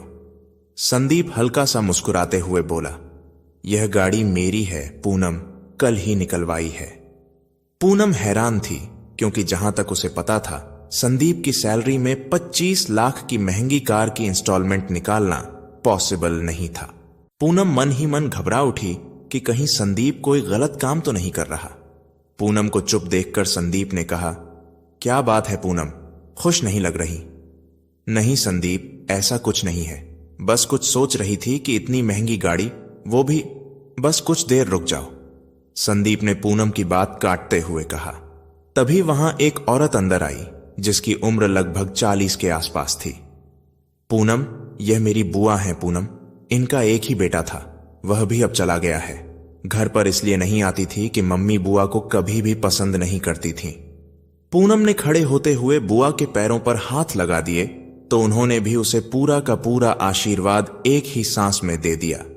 सदा सुहागन रहो, जल्दी से तुम अपना परिवार पूरा करो। पूनम बस हल्का सा मुस्कुराते हुए वापस बैठ गई, लेकिन आज उसे संदीप बिल्कुल अजीब लग रहा था, जैसे वह था ही नहीं कभी, और मन में कई ख्याल आ रहे थे। इधर मयंक भी उसी होटल में ज्योति और अंजलि के साथ पहुंच गया लंच के लिए, जहां पहले से ही संदीप था, लेकिन वह अभी दूसरे कैबिन में था। मयंक अभी भी अंजलि से नाराज था, लेकिन फिर भी उसने उन दोनों को देखा और किसी को कॉल कर दिया। जैसे ही वापस आया तो वेटर इन लोगों को बोल रहा था, सॉरी, यह कैबिन पहले से बुक है, तो आप लोग हॉल में चले जाइए। मयंक बोला, ओके। थोड़ी देर पहले मयंक को संदीप ने कॉल करते हुए बोला था, हेलो मयंक, तुम ले आए अंजलि और ज्योति को? मयंक बोला, हां संदीप, बाद में बात करता हूं, वरना उसे शक हो जाएगा। इधर दूसरी ओर रामलाल और उर्मिला दोनों मार्केट में थे, तो उनके फोन पर कॉल आया। हेलो, दूसरी ओर से, हेलो मैम, आपका नंबर हमारे लक्की ड्रा में निकला है, तो आज आप हमारी लकी कस्टमर हैं, इसलिए आपको हम स्पेशल लंच पर इनवाइट कर रहे हैं, जिसका बिल हमारा होटल देगा। उर्मिला ने खुश होते हुए, जी, वह बड़े से होटल वालों का फोन था, क्यों ना हम वहां चले, क्योंकि बिल तो पूरा का पूरा होटल वाले ही देंगे। वैसे भी मैं क्या कहती हूं कि अंजलि को भी बुला लूं और बोल दूंगी लंच हमारी तरफ से है, उसकी नौकरी लगने की खुशी में। रामलाल ने पहले तो थोड़ी आनाकानी करते हुए, उर्मिला, कहीं कोई मजाक तो नहीं कर रहा है वह हमारे साथ? उर्मिला बोली, हो सकता है। उसने कंफर्म करने के लिए गूगल से नंबर निकालकर रिसेप्शन पर कॉल किया। फिर से वही बात सुनकर उर्मिला जी चहक उठी। चलिए ना जी। जैसे ही वह वहां आई, गार्ड ने कहा, 1 मिनट मैम, आप लोगों के लिए इंतजाम हॉल में है। उर्मिला और रामलाल जी ने एक दूसरे को देखते हुए, कहीं कुछ गड़बड़ तो नहीं? गार्ड ने कहा, वो मैम, आप लोग स्पेशल गेस्ट हो। तो दोनों गार्ड के साथ आगे बढ़ गए। इधर हॉल को बहुत ही खूबसूरत सजा रखा था, जैसे कोई बड़ी पार्टी या फंक्शन हो। गार्ड उर्मिला और रामलाल जी को बैठाकर चला गया था। दूसरी ओर एक टेबल पर अंजलि, मयंक और ज्योति बैठे थे। कुछ और भी गेस्ट थे हॉल में। पूनम ने ज्यादा कुछ नहीं खाया, पर फिर भी वह बस संदीप का बदला रूप देख रही थी। संदीप ने चुप्पी तोड़ते हुए, पूनम, वैसे तुम्हें मेरा दोस्त मयंक कैसा लगा अंजलि के लिए? पूनम ने कहा, अच्छा है, और जान पहचान भी है तुम्हारी उसके और उसके परिवार के साथ, तो सबसे बेस्ट चीज यह है। संदीप बोला, तुम्हें पता है मैं आज मयंक और अंजलि की एंगेजमेंट कर दूंगा, अगर सब कुछ ठीक रहा तो। पूनम बोली, पर अचानक? संदीप ने हल्का सा मुस्कुराकर उसे देखा और फिर कहा, बाकी सब बाद में, अभी हमें हॉल में जाना होगा। थोड़ी देर में वहां एक जोरदार आवाज गूंजी, good afternoon everyone and happy mother's day. सबकी नजरें सामने खड़े शख्स पर थीं। रामलाल और उर्मिला बार बार अपनी आंखें मल रहे थे हैरानी से, क्योंकि उन्हें अभी भी यकीन नहीं हो रहा था कि कि सामने खड़ा शख्स उनका बेटा हो सकता है, जिसे वह एक नंबर का नालायक मानते थे और नाकाबिल। पर फिर भी आज दोनों पहली बार संदीप को देखकर खुश थे। उर्मिला, यह संदीप यहां कुछ समझ नहीं आया। उधर दूसरी ओर अंजलि हैरान थी। संदीप को देखकर जैसे ही वह गुस्से में उठने लगी, मयंक ने उसका हाथ पकड़कर उसे बैठाते हुए कहा, ठहरो अंजलि, अभी तुम कहीं नहीं जाओगी। आज ना तो घर में किसी को भी याद था कि मदर डे है, न सुबह से किसी ने विश किया था। उर्मिला बोली, वैसे मुझे तो लगता था कि संदीप इस बार भी विश नहीं करेगा, पर यह देखो, इसको हर साल की तरह याद है। बस आज दोपहर हो गई।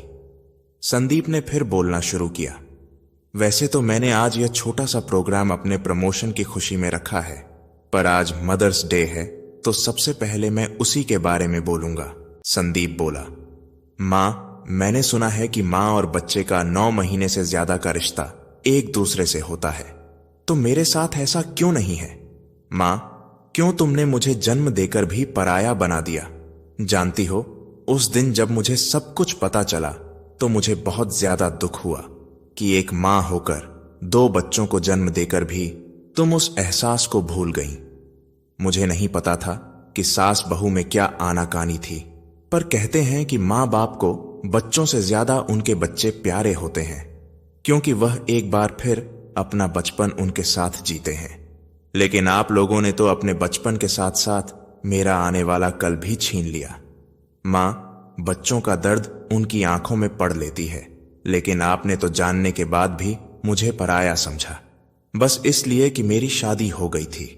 तो मना कर देते मुझे कि शादी मत करो।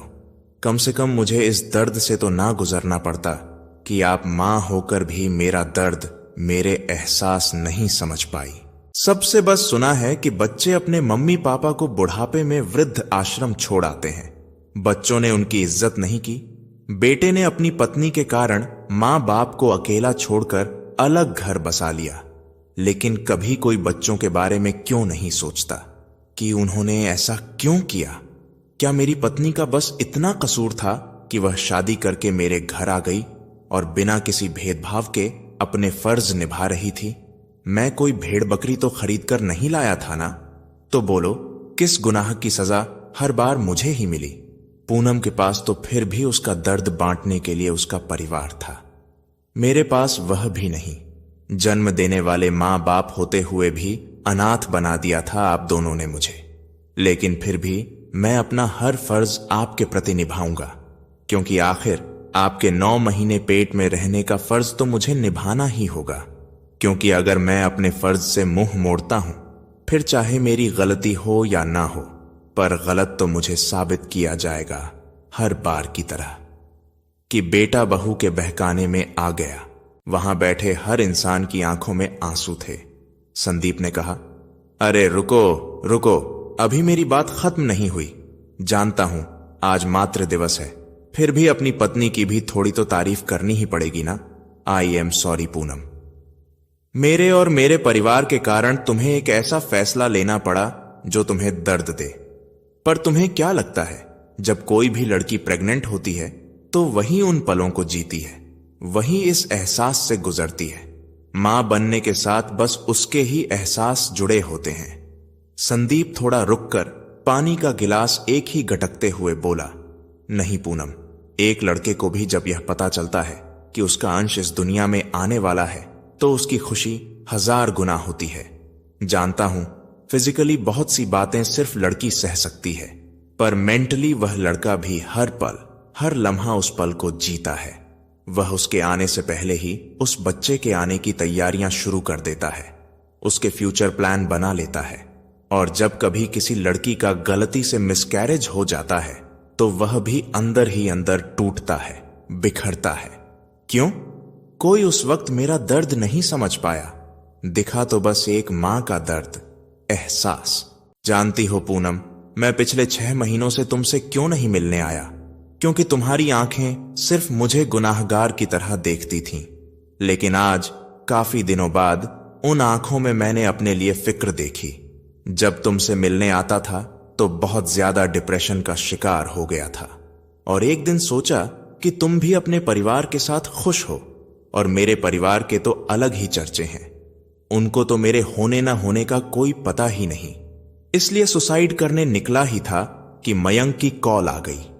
वह लड़का मेरी आवाज सुनते ही मेरे पास आकर रात के 1:30 बजे अपनी नींद खराब करते हुए पूछता है।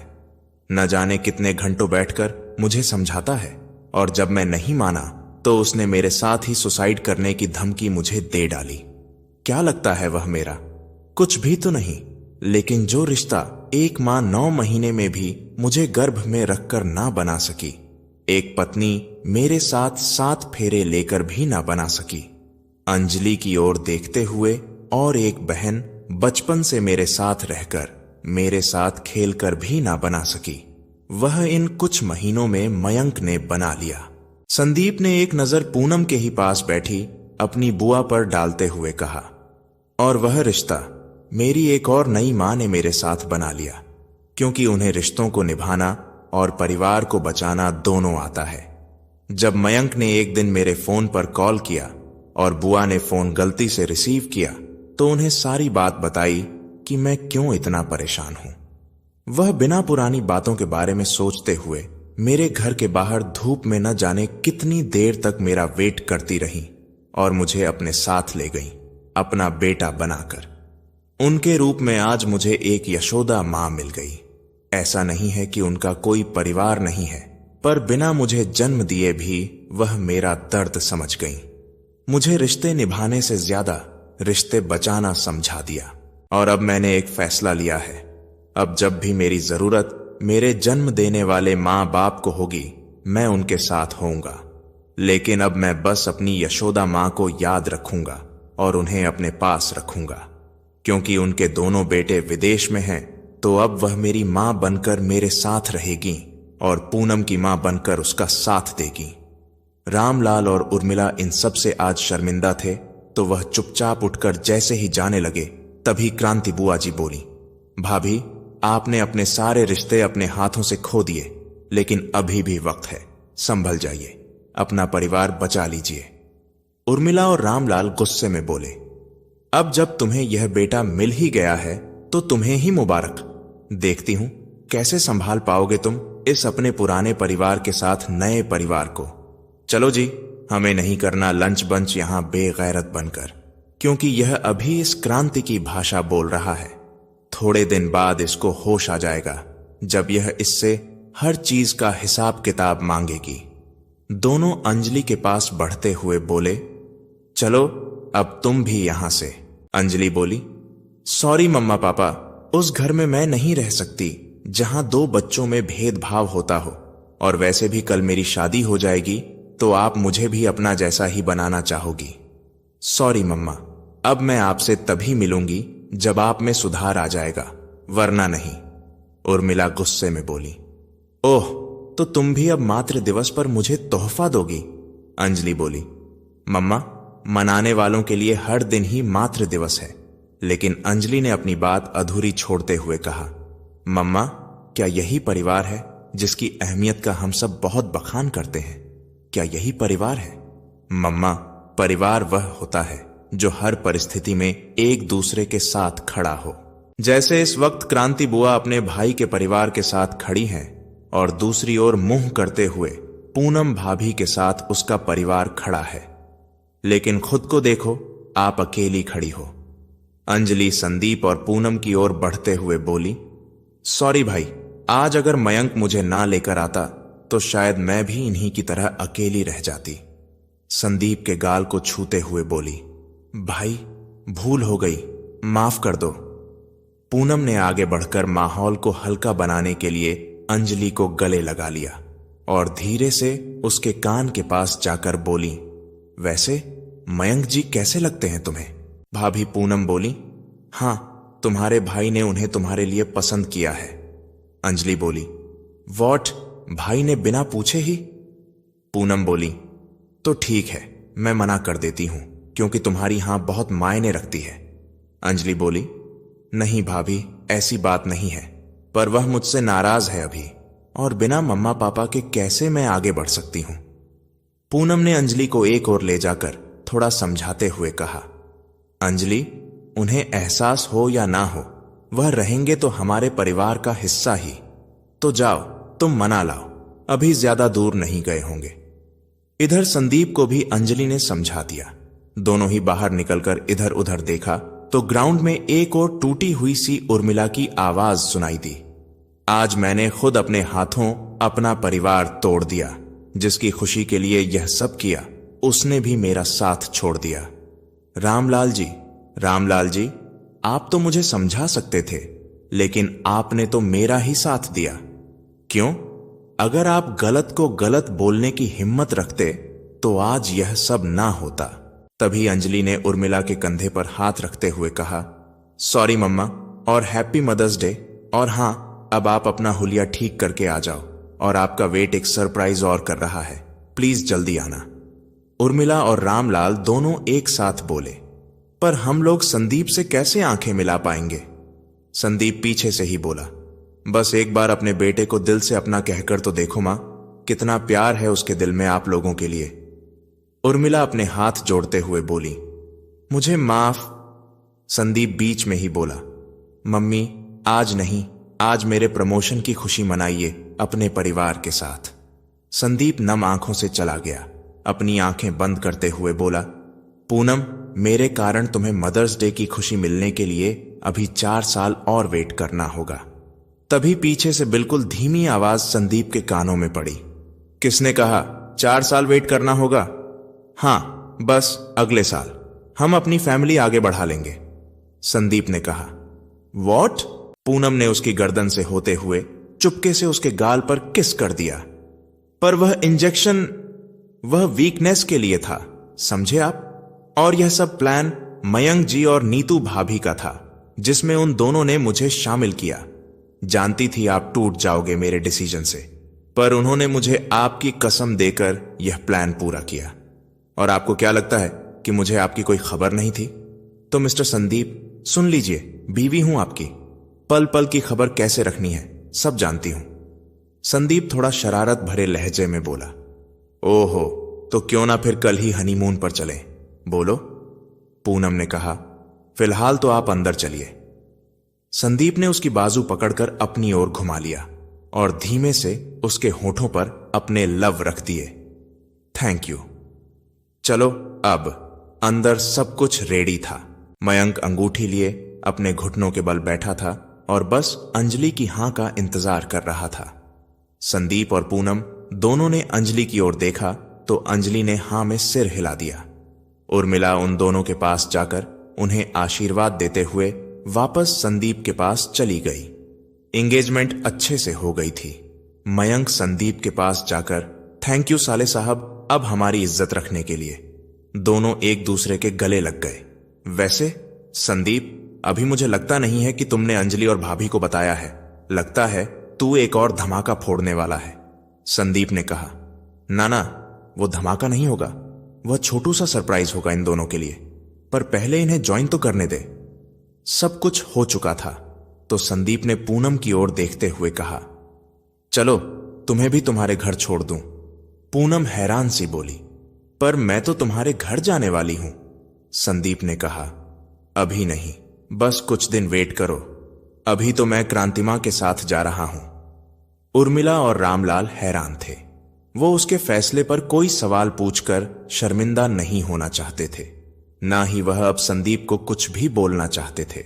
इस तरह 1 महीना बीत गया। सब ठीक चल रहा था। संदीप वीकेंड पर रामलाल और उर्मिला के पास आता था। अंजलि की शादी का मुहूर्त 6 महीने बाद का निकला था। तभी सब आराम से तैयारियां करने में लगे थे। आज संडे था तो संदीप, अंजलि, रामलाल और उर्मिला सब एक साथ पूनम के घर पूनम को लाने पहुंचे। सबके चेहरे खुशी से चमक रहे थे। नीतू और पूनम के दोनों भाइयों ने उनका बहुत अच्छे से स्वागत किया और खुशी खुशी पूनम को उसके ससुराल के लिए विदा कर दिया। बाकी सब अलग गाड़ी से घर पहुंच चुके थे। संदीप और पूनम अपनी अलग गाड़ी में थे। पूनम ने पूछा, यह रास्ता तो घर की ओर नहीं जाता ना?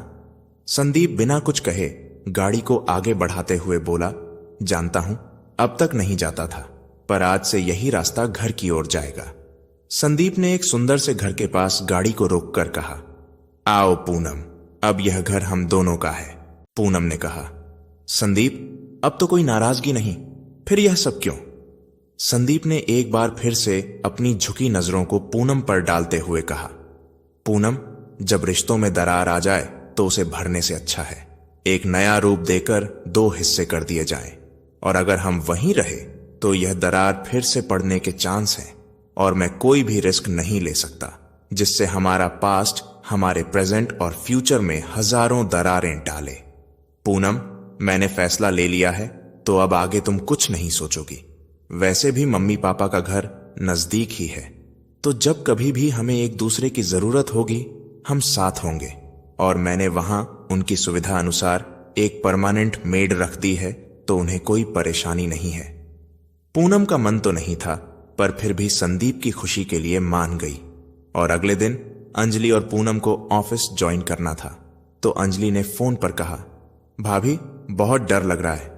पूनम बोली, मुझे भी। सुबह दोनों ऑफिस पहुंची।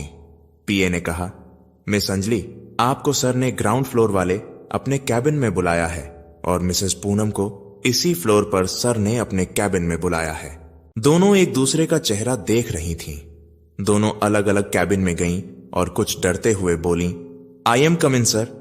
सर को देखते ही अंजलि ने हैरानी से कहा, आप यहां?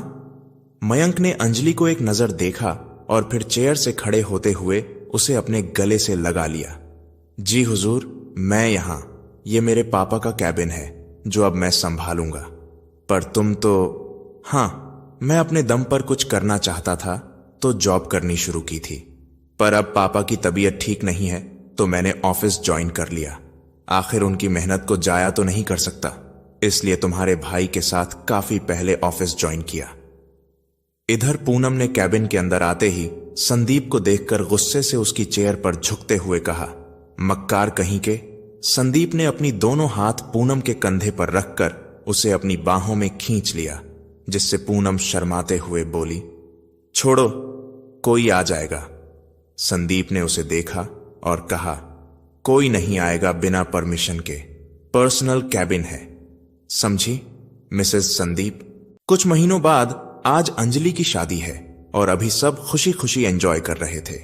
अंजलि, नीतू, उर्मिला, क्रांति सब डांस कर रहे थे। तभी नीतू ने पूनम और संदीप का हाथ पकड़कर स्टेज पर ले आई। जैसे ही पूनम स्टेज पर पहुंची, उसका सिर चकरा गया और वह संदीप की बाहों में बेहोश होकर झूल गई, जिससे संदीप एकदम घबरा गया। वहीं उर्मिला और रामलाल जी भी थोड़ा घबरा गए। कुछ देर बाद डॉक्टर ने चेकअप करते हुए कहा, मुबारक हो, आपकी पत्नी मां बनने वाली है। आज सबके चेहरे पर एक नई खुशी थी। क्रांति और उर्मिला में आज एक नई जंग छिड़ गई थी कि कौन अपनी बहू की देखभाल करेगा। संदीप मुस्कुराते हुए बोला, मम्मी, मां, आप दोनों बारी बारी कर लेना, अभी काफी टाइम है, समझी आप दोनों। दोनों एक साथ हंसते हुए बोली, अच्छा बेटा जी, तुम बड़ा ज्ञान झाड़ रहे हो। वही ज्योति दूर खड़ी सबकी फोटो क्लिक कर रही थी शादी की। अंजलि एक बार फिर बुआ बनने की खुशी से खुश थी। लाल जोड़े में सजी अंजलि की विदाई की घड़ी नजदीक आ चुकी थी। अंजलि पूनम के गले लगते हुए बोली, भाभी, आप अपनी वह अंगूठी तैयार रखना, क्योंकि हक से लूंगी, और हां, इस बार भाई की भी बात नहीं मानूंगी। पूनम ने उसके सिर पर हाथ फेरते हुए कहा, बिल्कुल, वही क्यों, इस बार डायमंड की मिलेगी। अंजलि हल्की सी मुस्कुराती हुई बोली, नहीं भाभी, मुझे वही अंगूठी पसंद है। डायमंड तो मयंक जी से ले लूंगी मुंह दिखाई में। मयंक हल्के से अभी से बता दिया कि क्या चाहिए। पागल। कुछ महीनों बाद आज पूनम और संदीप के जुड़वा बच्चों का नामकरण था। घर को बेहतरीन तरीके से सजाया गया था। उर्मिला और अंजलि सब पूनम के साथ थीं। पंडित जी ने कहा, वैसे आपने कोई नाम सोचे क्या? अंजलि और क्रांति ने अपने अपने नाम पंडित जी को बता दिए। अंजलि और क्रांति ने नाम रखे सारा बेटी का और सौरभ बेटे का। उर्मिला जी ने कहा, वैसे मयंक क्यों नहीं आया आज अंजलि? अंजलि बोली, मम्मा, आप यह उनसे ही पूछना। सब बच्चों को लेकर इधर उधर घूम रहे थे। शाम होने को है। संदीप, अब मुझे छोड़ा घर। अब अगले कुछ दिनों के लिए मैं और उर्मिला घूमने जा रहे हैं, और आकर घर भी संभालना है, तो अब तू पूनम का ख्याल रखना। क्रांति ने संदीप से कहा। प्यारे साथियों, यह कोई कल्पना नहीं बल्कि एक अनदेखी सच्चाई है।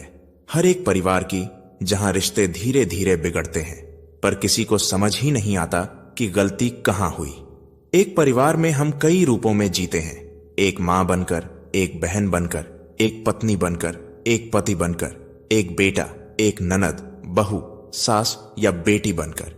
हर रिश्ता एक अलग भूमिका मांगता है, एक अलग जिम्मेदारी चाहता है, लेकिन सिर्फ इन रिश्तों में होना ही काफी नहीं होता। उन्हें सहेजना और सम्मान देना ही असली रिश्तेदारी होती है। आजकल हम भागती दौड़ती जिंदगी में इतने उलझ गए हैं कि रिश्तों के प्रति हमारी संवेदनशीलता कम होती जा रही है। कभी शब्दों में कड़वाहट आ जाती है, तो कभी नजरअंदाज करने की आदत सब कुछ तोड़कर रख देती है। पर साथियों, ऐसा नहीं है कि रिश्ते हमेशा एक जैसे रहेंगे। ये कभी उलझेंगे, कभी सुलझेंगे, कभी इनमें खटास होगी तो कभी मिठास। लेकिन खटास के वक्त इन्हें तोड़ देना कोई समाधान नहीं है। रिश्ते बहुत नाजुक होते हैं, इनमें भरोसे का धागा बुनना पड़ता है और उस धागे को हर दिन थोड़ा थोड़ा सहेजना पड़ता है। वक्त रहते अगर हम इन्हें समझ लें, दूसरों की भावनाओं की कद्र करना शुरू कर दें, तो रिश्ते पहले से भी मजबूत हो सकते हैं। जरूरी नहीं कि आप हमेशा पास रहें। अगर दिलों में जगह हो तो दूर रहकर भी रिश्तों को निभाया जा सकता है। साथियों, रिश्ते खून से नहीं, समझ और सम्मान से बनते हैं। अगर किसी की बात कड़वी लगे तो जवाब देने से पहले सोचिए, कहीं वह भी अंदर से टूटा तो नहीं। वक्त रहते रिश्तों को संभाल लीजिए, क्योंकि जब अपनों से रिश्ता टूटता है तो आवाज नहीं करता, पर अंदर बहुत कुछ बिखर जाता है। प्यारे साथियों, कहानी थोड़ी लंबी जरूर हो गई है, मगर एक ऐसा मुद्दा इसमें छुपा है जो आजकल हर घर में किसी न किसी रूप में मौजूद है। तो बस यही एक छोटी सी कोशिश थी हमारी, उस सच को आपके सामने रखने की। प्यारे साथियों, तो कैसी लगी आपको हमारी यह कहानी? अगर कहानी अच्छी लगी हो तो कमेंट बॉक्स में जरूर बताएं। तो आज के लिए बस इतना ही। मिलते हैं अगली वीडियो में एक और नई कहानी के साथ। तब तक के लिए खुश रहें, अपना और अपनों का ख्याल रखें। जय श्री राधे कृष्ण।